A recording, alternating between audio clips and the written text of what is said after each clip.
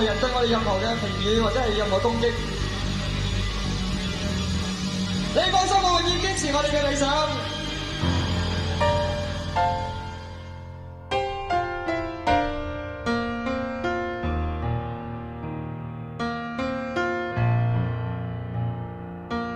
究竟你哋認識真正嘅黃家駒係一個咩黃家駒咧？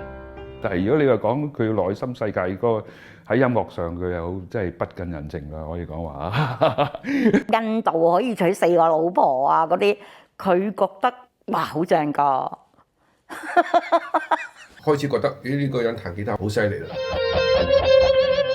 當然其實因為我唔識彈吉他，所以我覺得佢彈吉他好犀利。其實佢係一個超貪靚嘅人，但係喺我眼中佢其實幾怕醜。佢都幾大方嘅，即係佢係一個幾照顧人嘅大哥哥咯。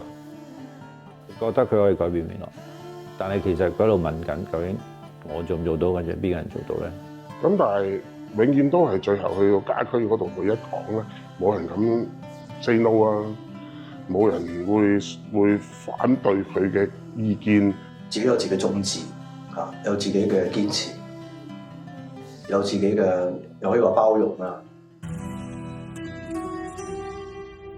呢個特輯咧，其實就去咗好多地方拍啦。睇完呢啲片之後咧，我係完全認同家駒係一個傳奇。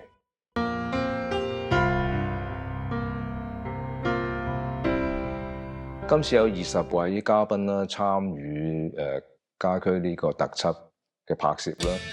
最緊要佢哋所講嘅內容，大部分你哋從來都係未聽過嘅。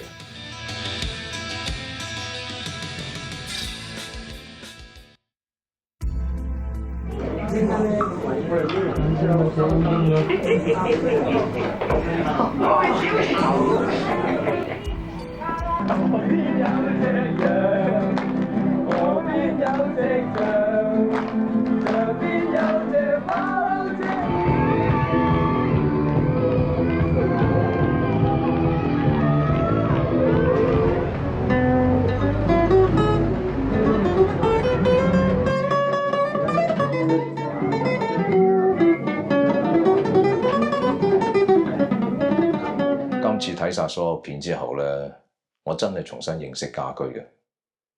即係我覺得每一樣嘢都係發自內心啊！要感動人，一定要感動到自己先。